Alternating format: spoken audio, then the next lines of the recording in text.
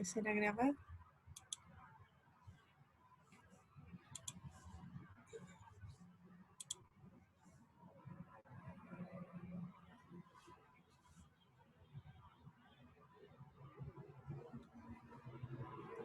Ya, entonces vamos a seguir con el tema de existencia o unicidad hoy día. Y de lo que habíamos empezado el jueves pasado. Entonces, nosotros lo que vimos fue el teorema en sí, ¿cierto? La definición, lo que era necesario, que en este caso eran las funciones de Lipschitz. Vimos el teorema y vimos un ejemplo. Bueno, la demostración del teorema no la vamos a hacer porque está fuera de los temas del curso, pero podemos analizar y pensar un poco sobre la unicidad de la función. Y esa es la idea. Vamos a ver de la existencia. Vamos a hablar de la existencia y eso en realidad, esto es un método para la construcción, para la solución de la ecuación diferencial. Método iterativo de construcción de la solución. Bueno, la pregunta sería, ¿cómo se prueba la existencia de una solución de una ecuación diferencial ordinaria sin resolverla? Esa es la pregunta. Bueno, la respuesta está a esta pregunta en la mayor contribución del teorema, ¿cierto? Porque el teorema hablaba de que siempre va a existir solución y esa solución es única. Entonces, lo más importante en realidad es saber si es que tiene solución o no la ecuación diferencial. Y el teorema dice que va a tener solución siempre y cuando cumpla unas condiciones. Si se acuerdan, era de que la ecuación diferencial que se escribía como I' igual a F. A ver, vamos a escribir aquí.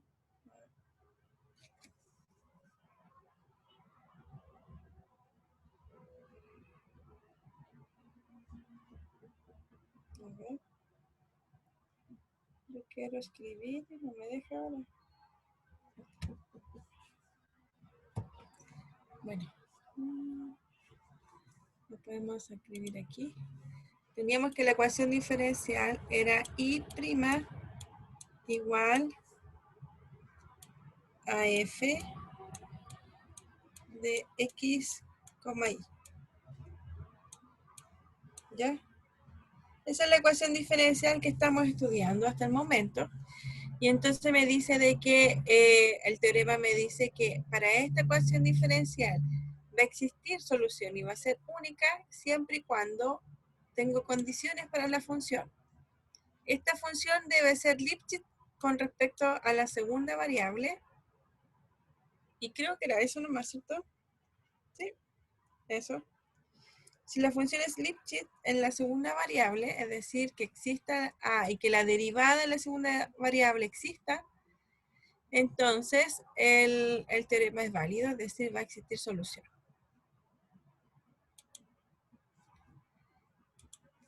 Y entonces la idea ahora es tratar de construir un método, un método para encontrar las soluciones de forma iterativa. Entonces lo primero es que la idea es la siguiente. Si existe una solución y esta debe cumplir la relación integral dada aquí abajito, ¿cierto? Bueno, porque lo escribí recién y lo borré.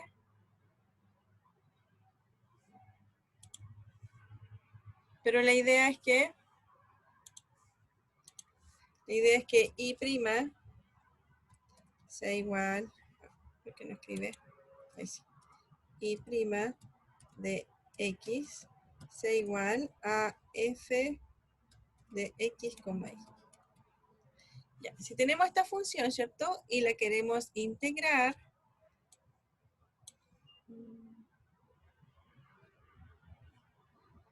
ya no tenemos cómo. Profe, no se ve. ¿No se ve? Ah, ¿verdad? No se ve. Ahí sí. ¿Ya? Si tenemos esta función, I' igual a F de X, y la integramos, ¿cierto? Entre X y X sub 0 me va a quedar esta parte de aquí, como la integral que está acá, más la función evaluada en el punto extremo, ¿cierto? Va a ser en realidad este I0 es la que está acá al otro lado. Porque si uno hace la integral aquí entre x0 y x, me falta el de x, ¿cierto? Va a ser la integral entre x0 y x de x. Por el teorema fundamental, la parte izquierda es y de x menos y de x sub 0. Es decir, y sub 0, que es lo que está aquí, que lo pasó hacia el otro lado. Y esta es la integral que está aquí. Así que si tenemos la ecuación diferencial, uno puede llegar, ¿cierto? Como lo estamos diciendo desde la primera clase, la idea siempre es, bueno, la primera idea que se tiene es que, bueno, si tenemos una ecuación diferencial y queremos encontrar el valor de y, entonces integramos, ¿cierto? Pero aquí si integramos definidamente entre x sub 0 y x, mi ecuación diferencial queda una ecuación integral de esa forma que está aquí.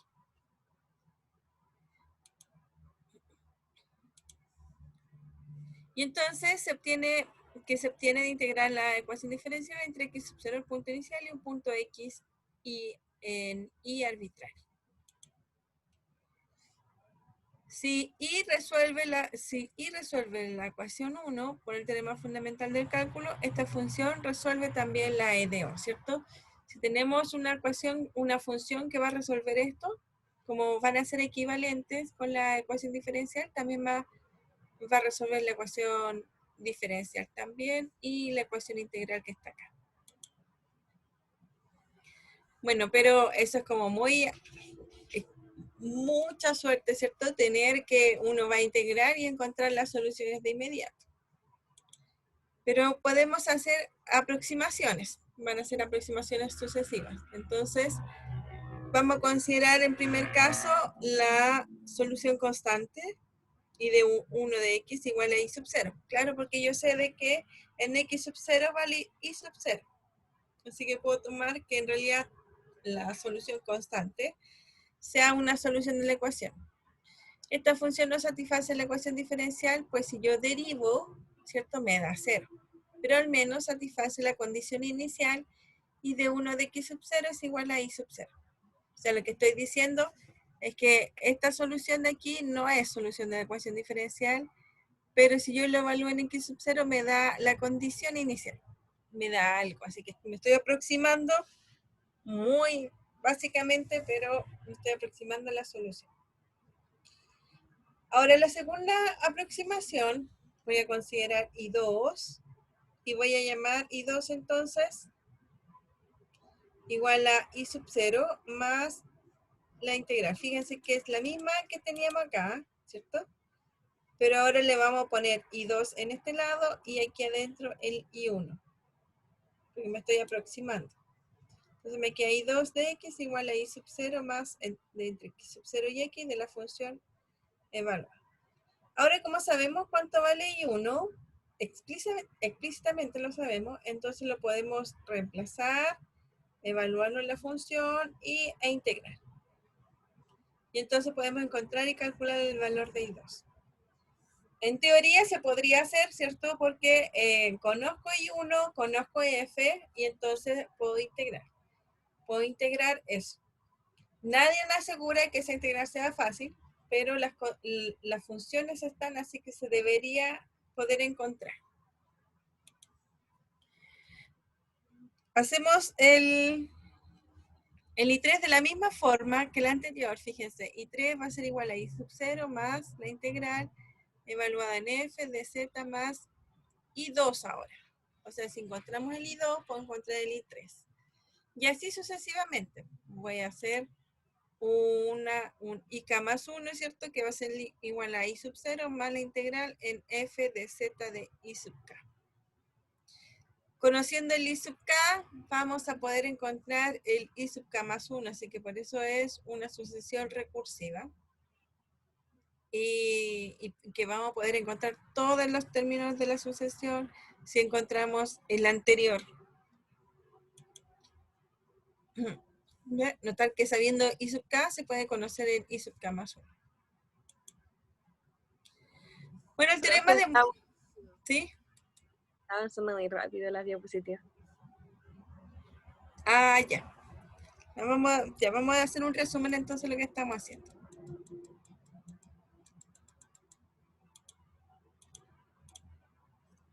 Ya, en un principio tenemos la ecuación diferencial que no está escrita aquí. Vamos a escribir de nuevo.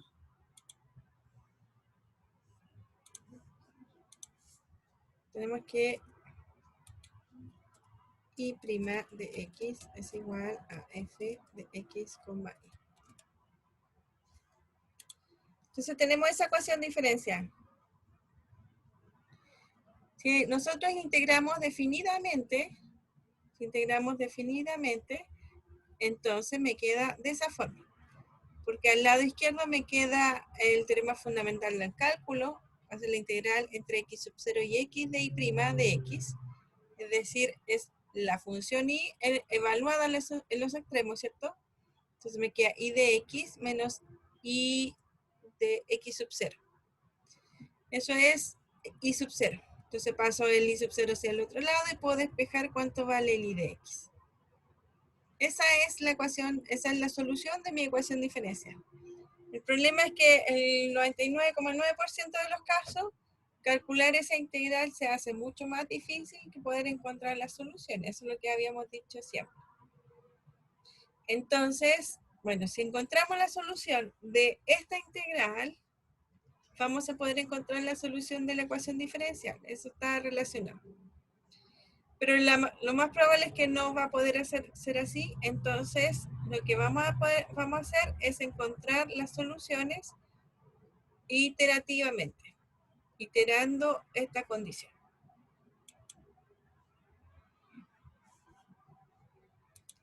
Eso es lo que vamos a hacer. Y entonces,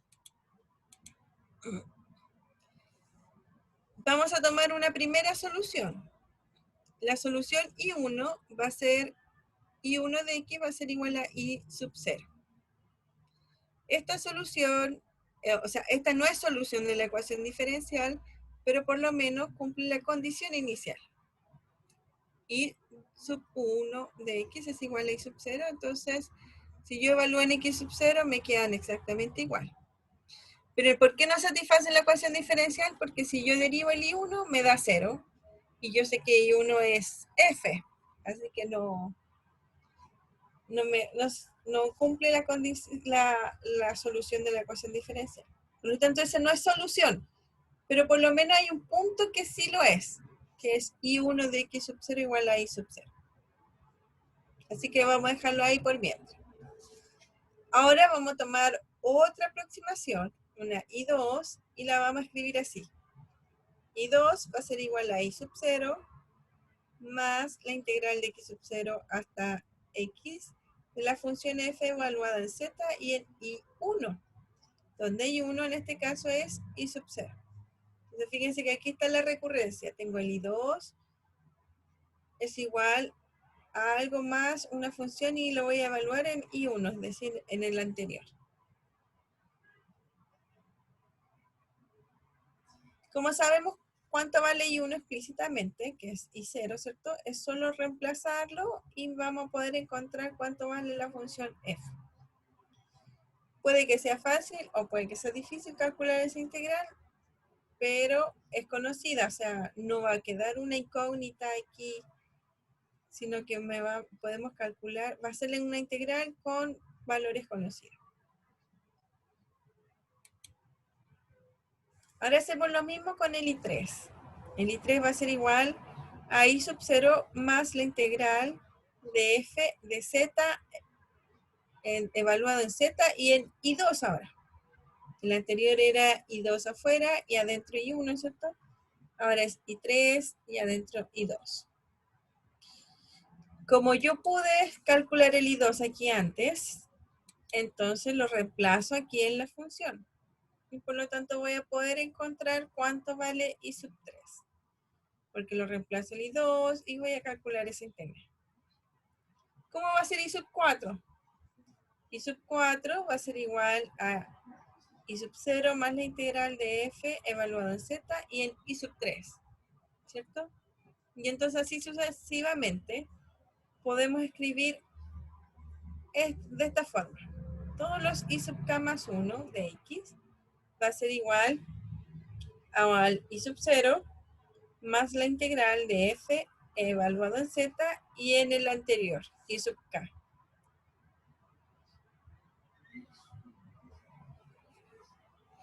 Ya, esta es una sucesión de funciones que está escrita recursivamente porque se va a escribir en función del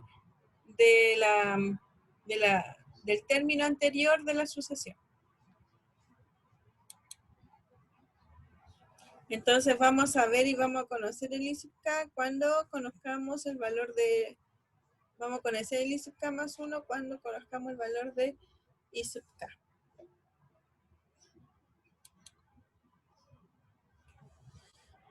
Bueno, el teorema demuestra que la sucesión de funciones converge a una función I. Así que tenemos una sucesión de funciones. El teorema dice que va a existir esa solución. Por lo tanto, va a converger mi sucesión de funciones recursivas. Eso es lo que está diciendo. A una función I. Y entonces, tomando límite en la última expresión, vamos a tener, ¿qué va a pasar? Fíjense que tengo esta en la sucesión. Una sucesión escrita recursivamente. Entonces tengo el término k más 1 y acá adentro tengo el término k. Pero si yo hago k tender a infinito, este término k va a tender a i. Este término k más 1 tiende a i, ¿cierto? Y este término ik tiende a i también. Porque si yo hago el k variar, no importa si voy uno más atrasado, van a converger al mismo valor. Entonces voy a tener que I sub k más 1 es igual a I sub 0 más esta integral. Y si yo hago k tender a infinito, entonces voy a tener que el I de k, perdón, I de x va a ser igual a I sub 0 más la integral. Es decir, esta sucesión de funciones va a converger a una cierta I, donde va a estar escrita de esta forma.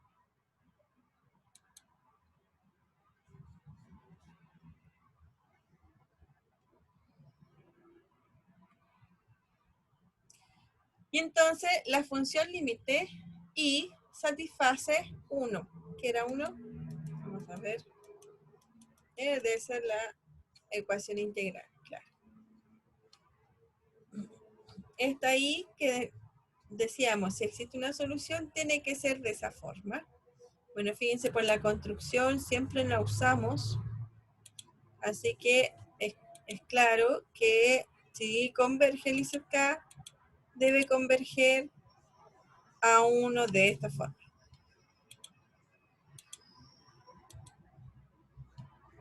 Y si satisface la ecuación 1, por lo tanto, también va a satisfacer la ecuación diferencial.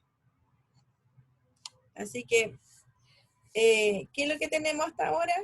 Tenemos que queremos resolver la ecuación diferencial, no sabemos cómo, y lo único importante es tratar de encontrar una solución, pero lo vamos a ir usando con un método de aproximaciones sucesivas. Es decir, vamos a tomar funciones que cada vez se parezcan más a mi solución. Esa es la idea. Entonces, la primera que tengo que fijar la primera que puedo fijar es la que cumple la condición inicial. ¿Ya? Eso es lo que dice acá. Vamos a considerar I1, la primera función de nuestra sucesión de funciones, la que cumple la condición inicial, es decir, que I de x sub 0 es igual a I sub 0. Entonces, la única función que puede cumplir esto es una función constante y que valga I sub 0. Entonces, si lo reemplazo en x sub 0, va a continuar satisfaciendo la condición inicial. Bueno, esa no es solución de la ecuación diferencial porque si yo lo derivo me da 0 y no me da la función que quiero. Pero por lo menos en un punto son iguales. En eso me estoy considerando. La segunda aproximación va a estar escrita como la que yo debería encontrar, ¿cierto? Pero en vez de I, que es mi supuesta solución que no sé, voy a colocar una solución que conozco, que sería mi I1. Entonces me queda que I2 es igual a eso. Integro esa función I2 y puedo entonces encontrar recursivamente la I3 de la misma forma anterior y entonces puedo encontrar todos los términos que yo quiera. Y así puedo yo, cuando tenga todos los términos, yo puedo hacer tender el K infinito y así encuentro mi solución. Esa es la idea.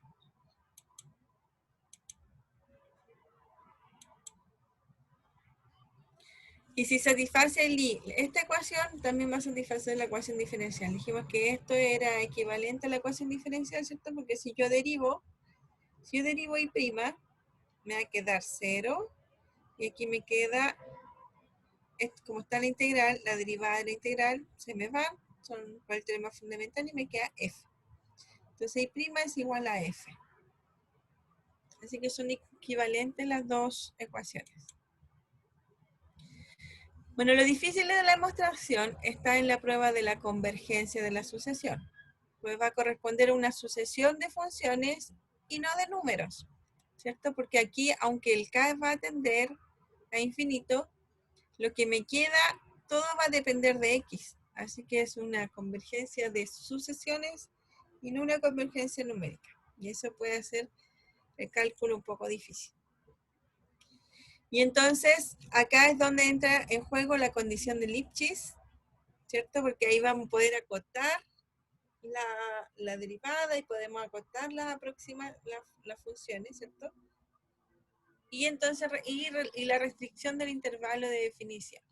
Esas dos me van a ayudar a poder saber cómo voy a poder acotar la función para poder encontrar la solución. Ya, veamos un ejemplo. Usando el proceso inductivo anterior, encuentre I3, la aproximación del paso 3 para el problema valor inicial. Fíjense que manualmente puede ser bastante difícil o engorroso los cálculos para poder encontrar la solución. Esto es un método de aproximaciones sucesivas para encontrar soluciones que fácilmente en un computador uno lo puede ingresar los datos y puede encontrar una solución mucho más rápido, ¿cierto? Que empezar ¿qué es lo que tenemos que hacer? Tenemos que encontrar el I1, el I2, el I3, el I4 y ver más o menos cómo se están comportando para poder traducirlo en un término general, ¿cierto? O escribirlo con un cierto K. Y luego hacer esa sucesión converger. Y ahí yo voy a poder encontrar la solución. Entonces, por eso les digo que a veces es bastante engorroso y con un ejercicio así de este tipo, por ejemplo, fíjense que aquí ya nos están preguntando la solución en sí, sino quiero el tercer iterado, el I3. Yo creo que ya con eso vamos a tener suficientes cálculos para ver.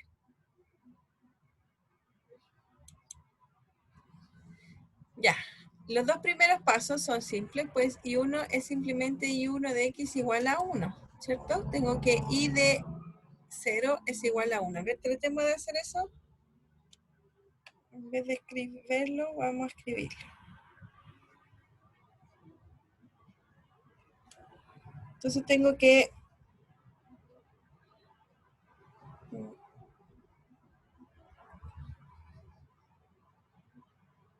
No sé por qué. Ah, que actualicé el Zoom en el celular y por eso no me está funcionando bien. Ahora no me escribe, ¿ves?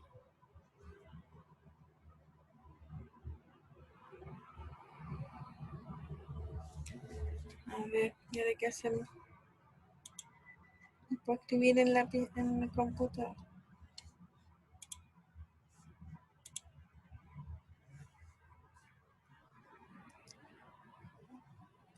Okay.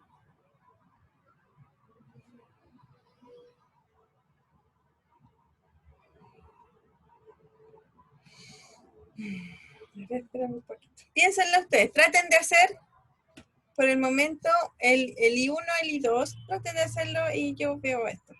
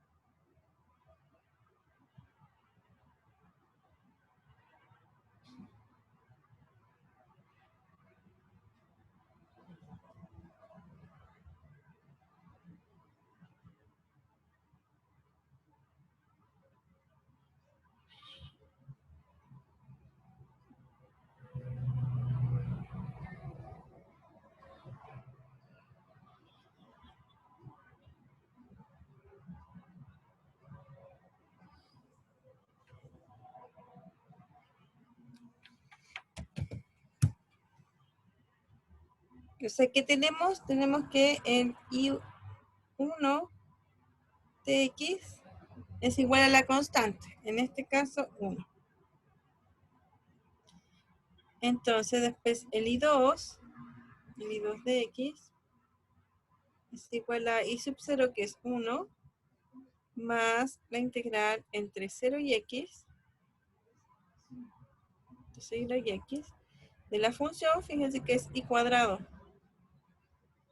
Es la función, entonces me queda I1 al cuadrado de X. De la función, en este caso, es una función que solo depende de I, así que sería I cuadrado. Entonces me va a quedar que el I2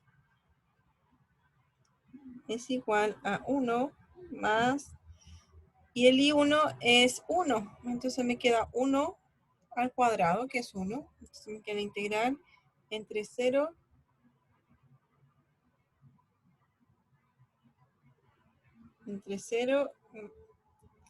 es que ya no tengo pizarra, integral entre 0 y X de 1 de X. Entonces va a ser 1 más, la integral es, bueno, no es de X en realidad.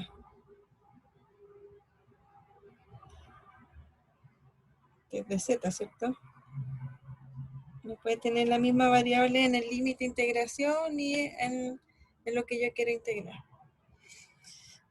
Entonces me queda X evaluado en 0 me queda, entonces me queda 1 más X.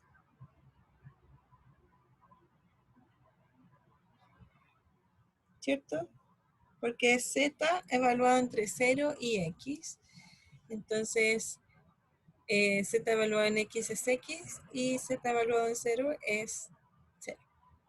Entonces el I2 es ese de ahí. ¿Cómo sería el I3? Profe, ¿Sí? cuando usted puso I1 de X igual a 1, puso una coma y después dice I2. I2. Ay. Sí.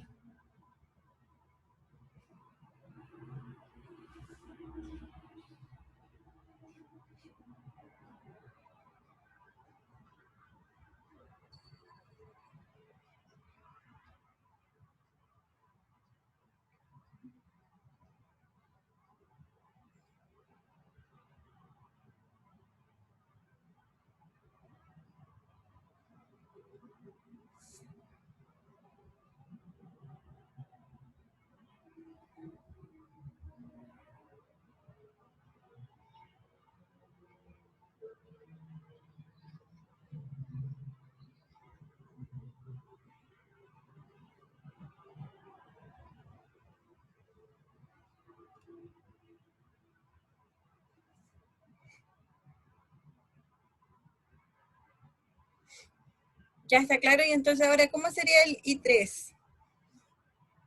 Vamos a escribirlo arriba. Siempre se me olvida que en negro también puedo escribir. I de 3 es igual a 1, que ese es I sub 0, más la integral entre 0 y X del I2, que es 1 más X. Pero ahora lo vamos a escribir en variable Z, así que va a ser 1 más Z. Ese es I, pero tiene que estar al cuadrado de Z. Ese es I3.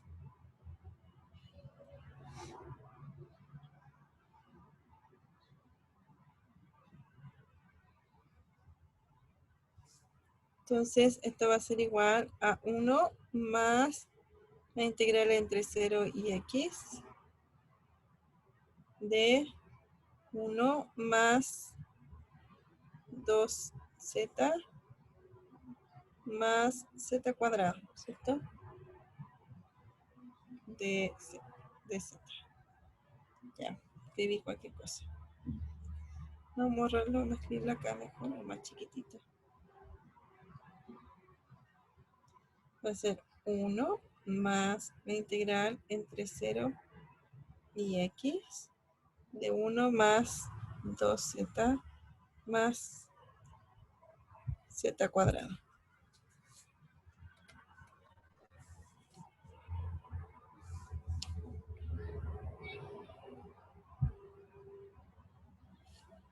Ya.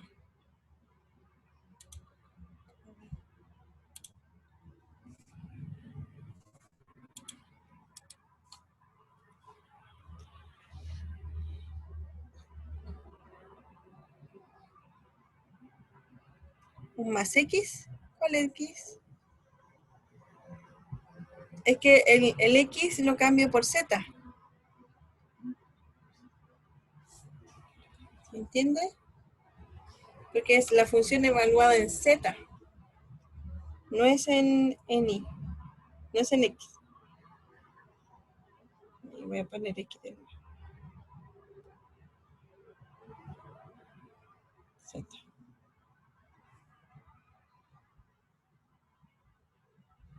Ya. Esa es la integral. Entonces, el I3, esto va a ser igual a 1 más, me va a quedar la integral de 1, que es z. La integral de 2z, que es z cuadrado, ¿cierto? Porque es 2z cuadrado partido por 2. Eso me va a los 2, z cuadrado, más z al cubo partido en 3, y todo esto evaluado entre 0 y x.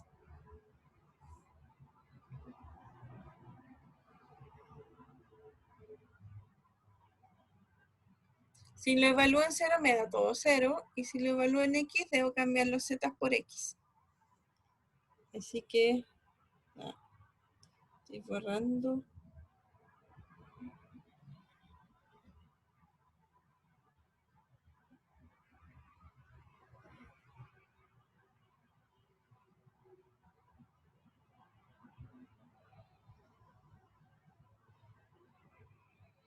Entonces el I3 de x es igual a 1 más x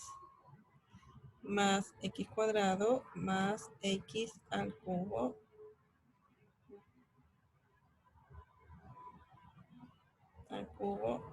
tercios. Ese es el I3. Teníamos que el I2 era 1 más x y el I1 es igual a 1.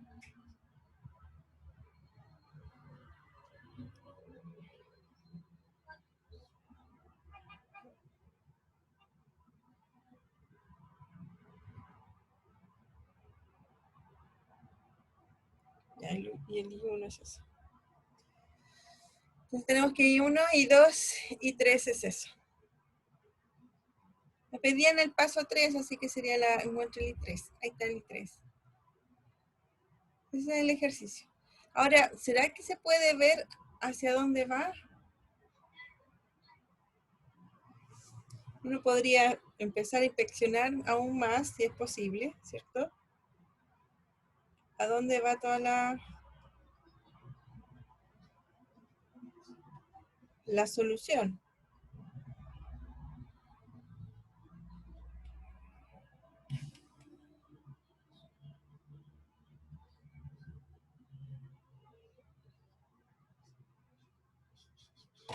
Ay, me falta un poquito. Entonces, fíjense que aquí tengo que el I1 es x. El I2, ¿cierto? Me da 1 más la integral entre 0 y x de 1 al cuadrado en z. Entonces me va a quedar la integral de nada, o de 1 en realidad. Y entonces me queda 1 más x. Y luego si lo reemplazo en el 2, que es lo que hicimos recién, ¿cierto? Ay, da 2 tercios. ¿Por qué da 2 tercios? ¿Qué hicimos mal? O eso está mal.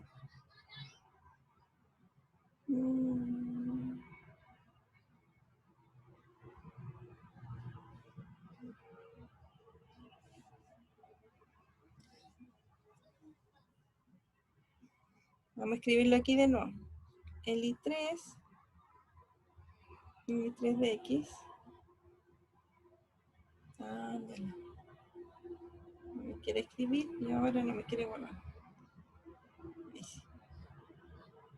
El I3 de X es igual a 1 más la integral entre 0 y X de 1 más z al cuadrado, ¿cierto? Sería 1 más 2 z más z al cuadrado.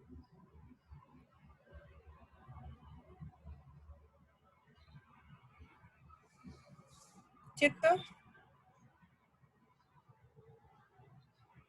Sí. Y entonces, si yo integro aquí, me va a quedar que I3 de X es igual Son a el 1.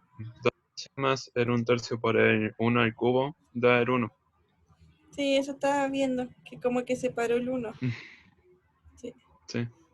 Entonces me va a quedar 1 más z cuadrado más... No. Vamos a hacerlo de nuevo por si acaso. Me queda z más z cuadrado más z al cubo tercios. Eso. Y evaluado entre 0 y x. Entonces ahí me da 1 más x cuadrado más x al cubo tercios. Ya, y si uno lo quiere factorizar por un tercio, como está ahí, ¿cierto? Me va a quedar 3x más, a ver, voy a borrar aquí. Y entonces me queda que i3 de x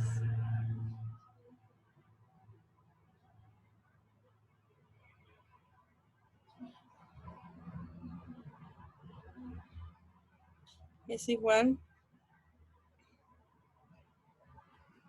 a... yo factorizo todo por 3, un tercio. Eso me va a quedar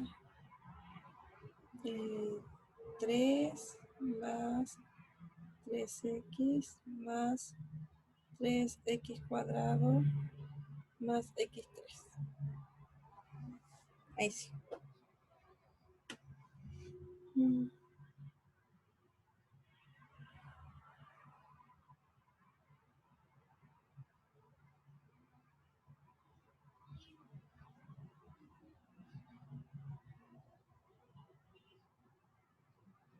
Y el único problema es que este 3, porque fíjense que x más 1 al cubo, ¿cómo es esto de aquí?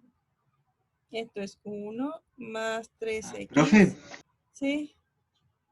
creo que en el ejercicio no desarrolló el cuadrado de la integral, sino que integró el cuadrado al tiro.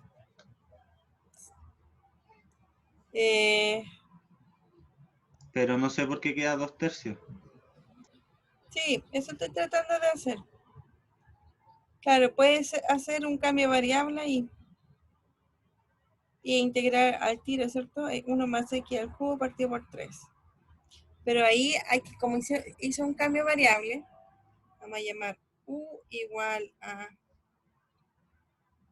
1 más z, ¿cierto?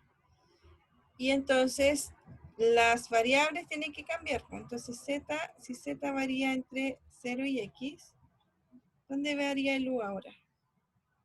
Si z vale 0, u vale 1. Y si z vale x, me queda 1 más x.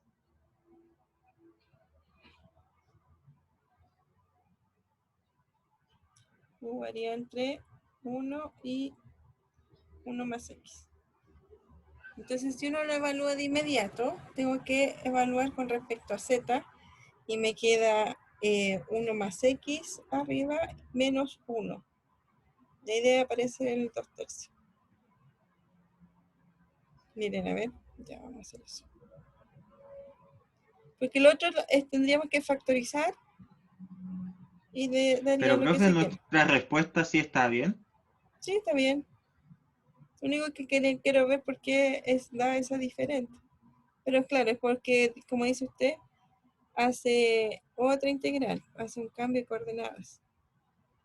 Entonces esta integral va a ser ahora entre 1 y 1 más x de u al cuadrado de u. Eso. Y entonces esto va a ser igual a u al cubo tercios evaluado entre 1 y 1 más x.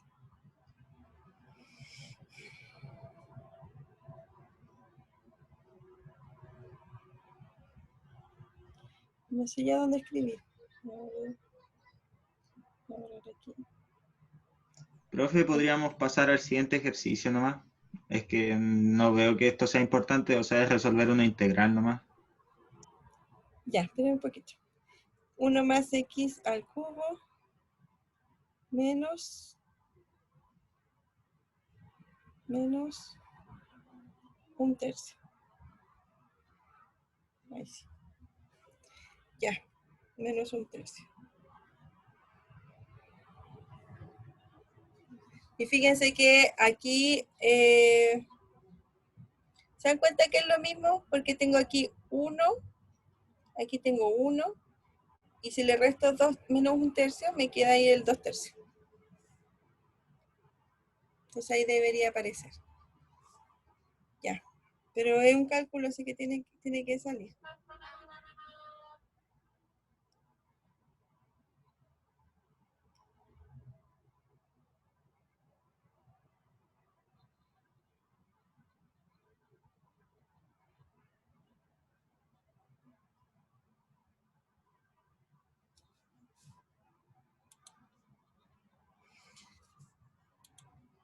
Bueno, entonces, fíjense que aquí hace otro más, un I4. Por eso quería yo hacer el ejercicio, porque me piden ahora el I4. Pero como aquí dice 2 tercios más 1 tercio más 1 más x al cubo, entonces saca el 1 tercio, como está al cuadrado me sale por un noveno, y me queda el I aquí adentro, ¿cierto? Uno lo evalúa, o sea, lo extiende el cuadrado, entonces me queda el primero al cuadrado, más 2 veces el primero por el segundo, 4, 1 más x al cubo, más eso. Hace un cambio variable, ¿cierto? Y integra. Y me da esta forma. Fíjense que ya me queda un polinomio de grado 7. Vamos a suponer que sí, porque fíjense que es un cálculo algebraico y una integral no tan difícil, así que la pueden hacer. Un poco larga nomás. Y entonces, ¿qué tenemos? Tenemos que el I1 es 1, el I2 es un polinomio de grado 1, 1 más x, el I3 es un polinomio de grado 3, y el I4 es un polinomio de grado 7. Y si notemos que el problema de valor inicial, el 2, es de variables separables, y entonces podemos resolver explícitamente. Este de aquí, ¿cierto? Es un problema de separación de variables. Podemos pasar claro, lo podemos resolver como lo hacíamos antes, porque I',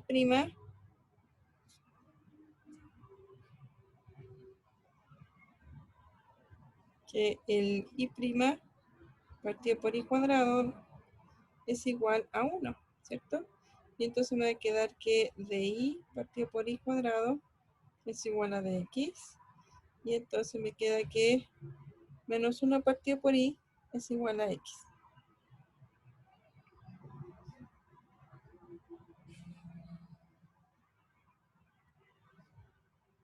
Más c. Ahí sí. Entonces I es igual a menos 1 partido por x más c. Esa es la solución. O sea, fíjense, nosotros tenemos, bueno, como esta es una ecuación diferencial bastante simple y ya la conocemos, podíamos haber encontrado las soluciones de inmediato usando el método conocido, O supongamos que no conocemos el método y queremos encontrar la solución y lo único que sabemos es el teorema de existencia y unicidad. Entonces, la otra forma es hacerlo como lo hicimos recién. Entonces, encontramos el I1 y el I2. Encontramos el I3 y el I4 también. Y la idea es tratar de ver a dónde se aproxima. En este caso, fíjense que, bueno, va a ser de la forma que yo les escribí, x más 6, ¿cierto? Pero usando la condición inicial puedo encontrar la solución. Y su intervalo de definición va a estar dado así. Entonces, fíjense, aquí puedo ver cómo es la función. Uno lo puede graficar. Aquí tengo I1 que es constante. Este es I2, que es mi función, la primera aproximación. Después tengo I3, que es la segunda aproximación. Tengo el I4. Y la idea es que si uno va aproximando cada vez más, o sea, si encuentro más sucesiones, términos de la sucesión de funciones, debería llegar al caso final y que converja a esta función de aquí. Esa es la solución de la ecuación diferencial. Entonces, todas estas funciones que están aquí deberían ir como curvándose, ¿cierto?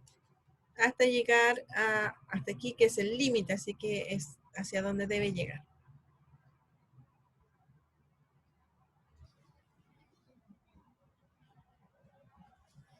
Dice, notar que a pesar de que el problema de valor inicial está planteado para todos los valores de X, el intervalo de definición de la solución no es toda la recta real, ¿cierto? Porque acá dijimos que el intervalo de definición era entre menos infinito y 1. O sea, todos los que están acá hasta el 1. Hasta ahí va a ser el intervalo de solución. Y esto pasa, dice, esto se debe a que el campo dependiente no es Lipschitz en todo R. ¿Se acuerdan que justo vimos la función x cuadrado? Y vimos de que no era Lipschitz en el caso para todos los valores reales, sino que tenía que estar acotado en cierto valor. Entonces, como no se cumple esta condición para todos los valores reales, sino en una cierta restricción que va a tener que ser entre menos infinito y 1, entonces por eso la solución no va a estar definida en todos los reales, sino en ese intervalo. Así que lo importante es encontrar la solución y es encontrar el intervalo de definición de la solución, el dominio de la función. Y esas son las dos cosas importantes para poder encontrar y resolver las soluciones. ¿Alguna duda?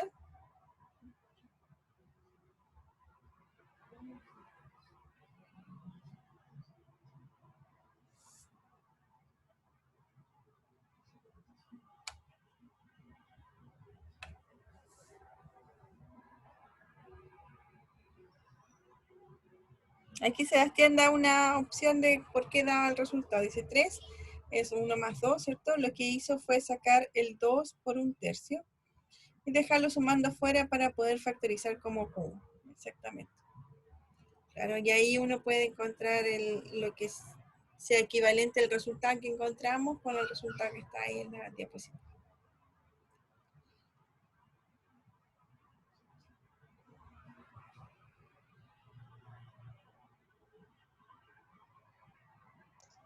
Profe, ¿puede poner la diapositiva anterior, por favor? Ya. ¿Esa?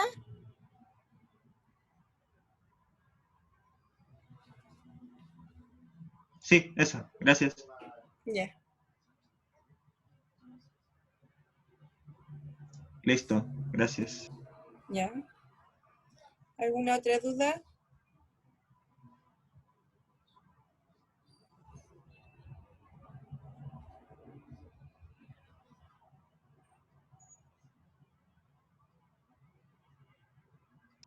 ¿Ninguna?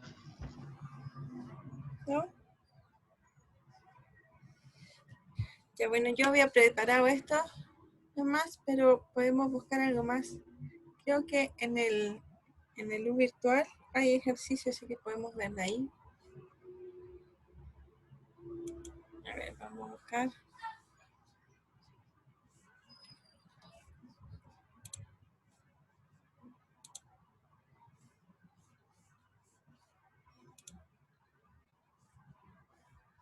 Pueden buscar ustedes también en el virtual o en algún lado que tengan ejercicio.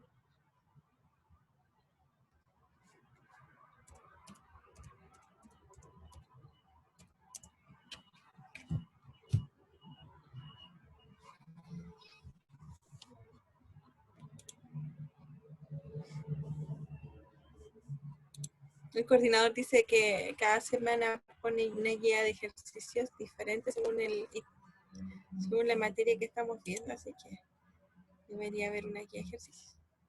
Profe, ¿Sí? profe, ¿hasta qué materia entra en el control? Hasta debería ser el control, ¿cuándo es? La próxima semana. El próximo martes, sí, la próxima semana. Hasta lo de hoy día, así que hasta de existencia de unicidad. Ya, gracias. Sí, de nada.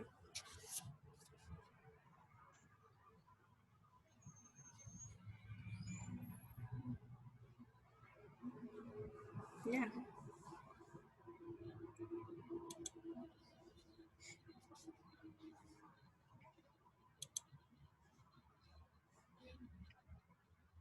Hay que encontrar un ejemplo. A ver.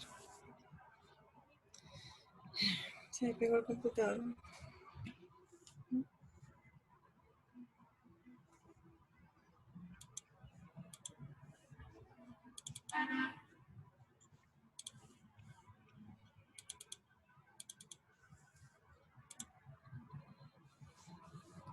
Ya, ahora hay que abrirlo.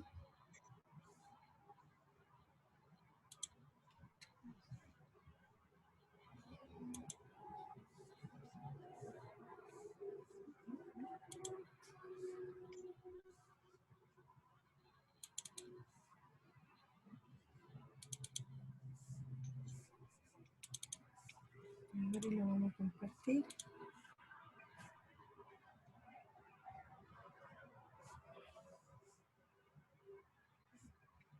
Sí.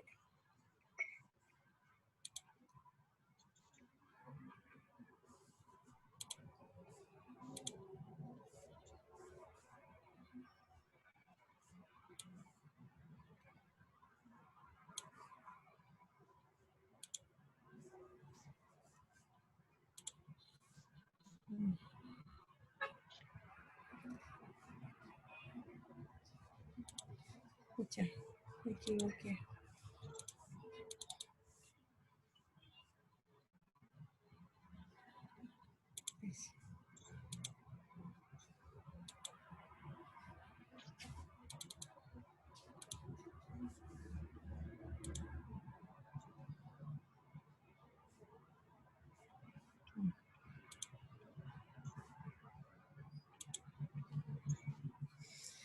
Ya, bueno, aquí está el mismo ejemplo que vimos recién, pero bueno, aquí está demostrado porque no es Lipsch la función y también hay definición. Y aquí hay otro. Y se considera el problema de valonía inicial de y de x igual a la raíz de x, de raíz de y de 0 igual a 0.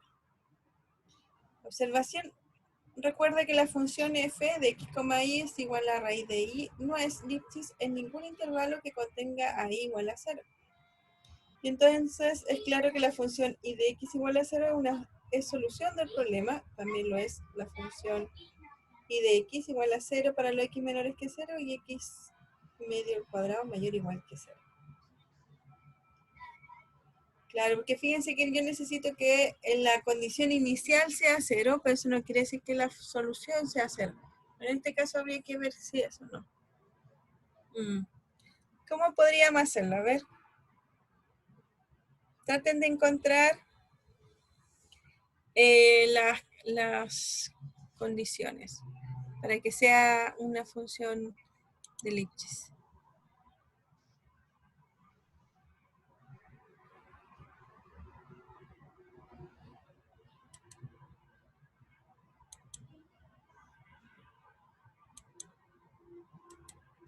Ay, no están hechos, qué emoción.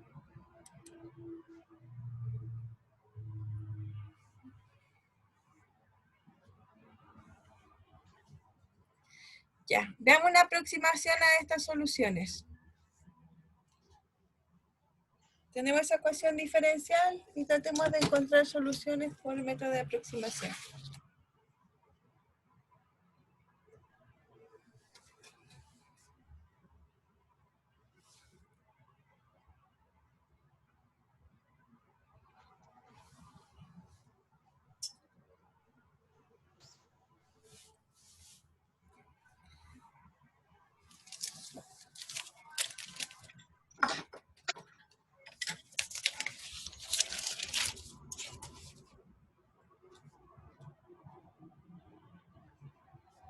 Que si la condición es 0 no sería muy entretenido.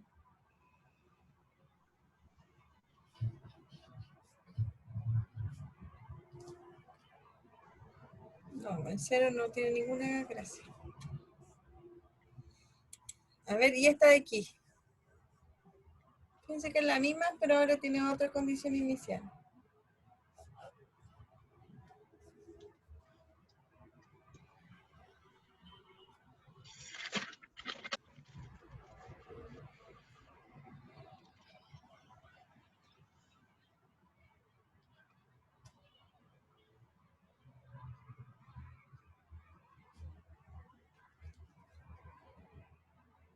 Ay, qué entretenido. Tampoco lo podemos hacer por aproximación. No. Hay que tomar otra condición inicial.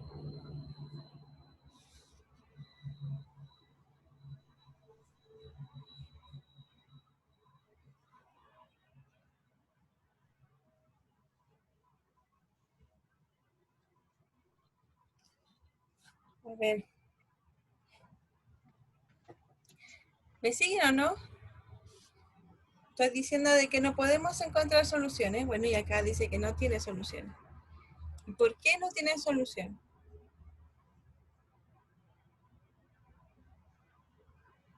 Aquí encuentran dos soluciones diferentes. Bueno, fíjense que, ¿cuál es el problema de todo este conflicto de solución de la ecuación diferencial? Que la raíz de x, la raíz de y, no es una función Lipschitz para ningún intervalo que contenga i igual a 0. Entonces, si no es Lipschitz y la condición inicial necesito que esté evaluada en 0, y me dé 0, ¿cierto? Entonces no voy a poder encontrar tan fácilmente las soluciones. En este caso, como también vimos cuando vimos soluciones de las ecuaciones, ¿cierto?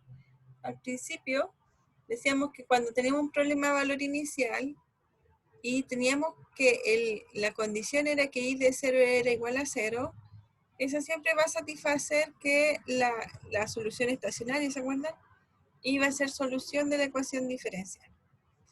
¿Por qué?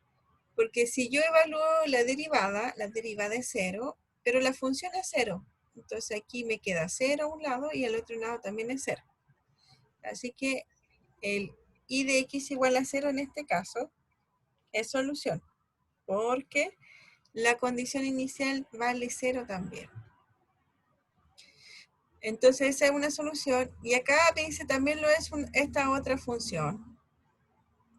Que fíjense que esta parte de aquí es exactamente al integrar la parte de arriba. ¿Cierto? Si yo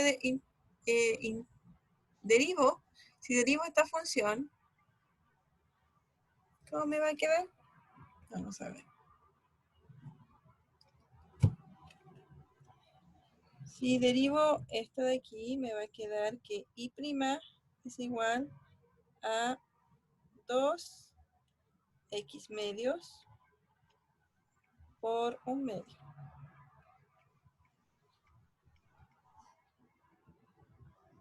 ¿Cierto? Se me va a hacer con S y me queda x medio.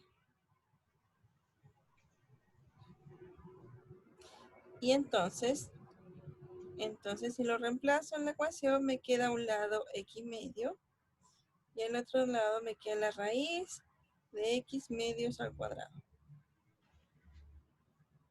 Se me va el 2 con la raíz. Entonces me queda x medio igual a x medio. Entonces solución de la ecuación. Si x medio al cuadrado, para los x mayor o igual que 0, tengo que solución de la ecuación. Y cuando vale 0, también vimos de que era solución, así que esta de aquí es solución de la ecuación diferencial. El problema es que dice que la función no es Lipschitz, por lo tanto no es directo, no se puede demostrar que existen soluciones usando el teorema de existencia y unicidad. ¿Por qué no?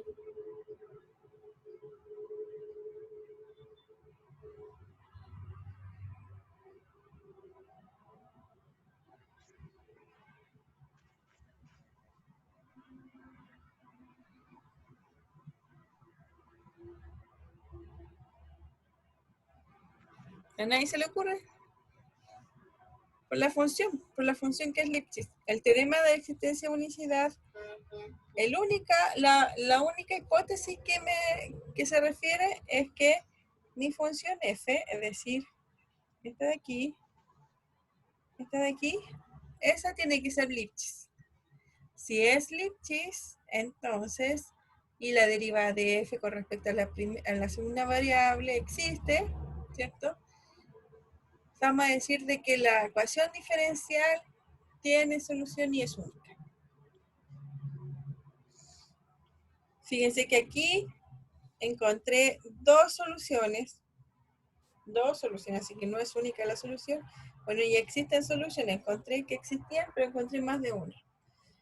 Y eso está como contradiciendo el teorema, pero no lo contradice porque esa función f no cumple las hipótesis del teorema, así que esta ecuación diferencial está fuera de las hipótesis del teorema. Es decir, lo que estamos diciendo es que si la función no es Lipschitz, puede ser cualquier cosa el resultado, que es lo que dice en el ejercicio siguiente. Y si consideremos ahora, fíjense, la misma ecuación diferencial, pero tengo otra condición inicial. Bueno, y dice que es claro que no tiene solución. ¿Por qué no? Porque tengo que esta parte de aquí es positiva. Que la raíz de y es mayor o igual que 0. Entonces nunca va a pasar que valga menos 1 en algún valor. Entonces, cualquier solución de la ecuación diferencial no puede satisfacer la condición inicial. Entonces no voy a poder encontrar soluciones. Y de nuevo, ¿y por qué pasa eso? Por la observación que dice. Los dos ejemplos anteriores nos muestran que el hecho de que la función f no sea Lipschitz puede ocurrir cualquier cosa. En el caso anterior encontramos dos soluciones y en este caso no encontramos solución. Así que hay más ecuaciones diferenciales que las que satisfacen el teorema de existencia y unicidad. Eso es lo que quería mostrarles.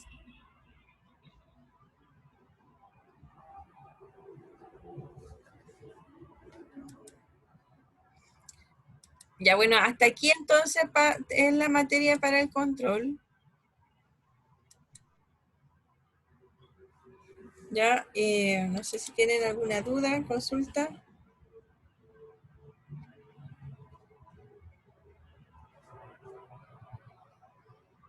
Ninguna. ¿No? Profe, Ya, entonces, sí, dígame. ¿podría explicarme por qué no se podía resolver ¿cómo era? Por la sucesión? Ah, ya, sí, Que no verdad lo que comprendí iba a bien. hacer eso. Ya.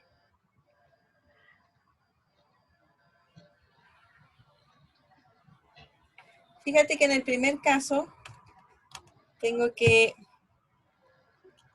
el de y a de x es igual a la raíz de y. Tengo que y de 0 es igual a 0. Ese es el sistema. Entonces, si lo hacíamos por sucesiones recursivas, entonces tengo que el i1 de x, el primer caso vale 0. Y entonces el segundo caso va a valer 0 más la integral entre 0 y x de la función que sería la raíz de I1, pero de I1 es 0, de z. Así que el I2 de nuevo va a ser 0. Y el I3 va a ser 0 de nuevo y el I4 también. Así que las únicas sucesiones que voy a encontrar es que I de k de x es igual a 0. Y entonces tengo que el I de x es igual a 0. Yo les decía que en realidad no tiene mucha gracia porque le va a quedar solo la solución constante igual a 0. ¿Eh? ¿Eso cuándo pasa? O sea, debería pasar con el 0 y como con las que son como monótonas. Como, no sé, el seno, el coseno. ¿Cómo el seno y el coseno? Es que No, cuando porque fíjate que aquí, bueno, sí, porque como vamos a integrar, sí, ahí puede, claro, va a empezar a variar entre seno y coseno y puede que valga 0 o valga alternado en realidad, pues esa sucesión no va a converger.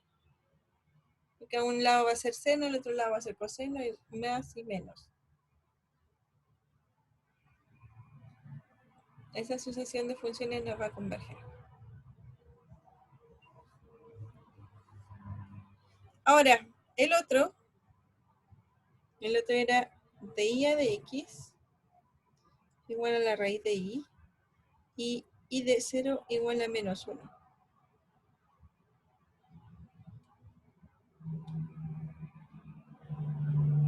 Entonces, vamos a hacer los pasos de las sucesiones. Yo tengo que I de 1 de X vale menos 1. Yo creo que al segundo paso vamos a quedar. Y el I2 de X va a ser igual a menos 1 más la integral entre 0 y X de la raíz de I1, pero va a ser la raíz de menos 1. Y ya me da un número complejo. Así que no podemos calcular la integral de eso. Pero esto pasa exactamente por lo mismo de lo que estábamos hablando recién. No podemos hacer esta sucesión y la otra sucesión me dio la sucesión constante por el hecho que las funciones no son Lipschitz, es igual a 0, en torno al 0. Entonces no puedo asegurar que valga el teorema de existencia y unicidad, por lo tanto no voy a poder encontrar soluciones únicas en el primer caso y no voy a poder encontrar soluciones en el segundo caso. Y tampoco entonces voy a poder encontrar la solución única como el método de sucesiones iteradas. Y todo porque la función no es de Lipschitz en el intervalo que yo quiero. Fíjense que en la condición inicial está el 0, así que necesito que el 0 esté en el dominio de definición para que la función sea Lipschitz. Y en este caso no lo es. Entonces, por eso aparece y puede resultar cualquier cosa.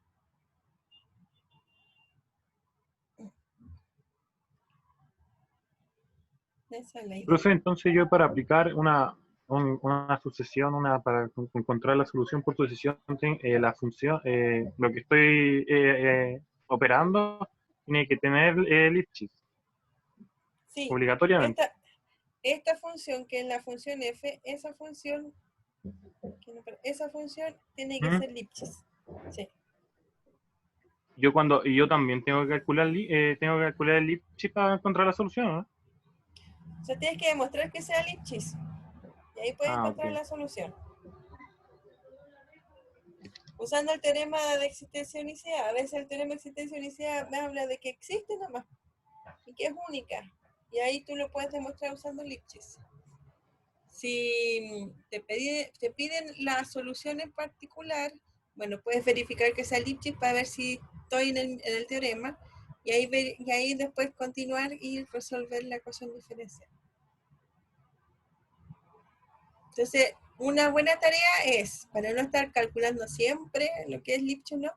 Es estudiar cuáles funciones son Lipschitz y tener así como una tablita.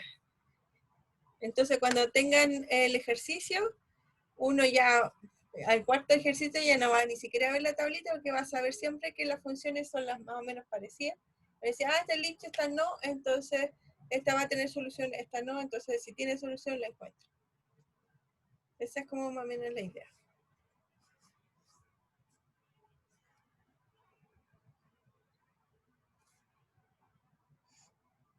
¿Dudas?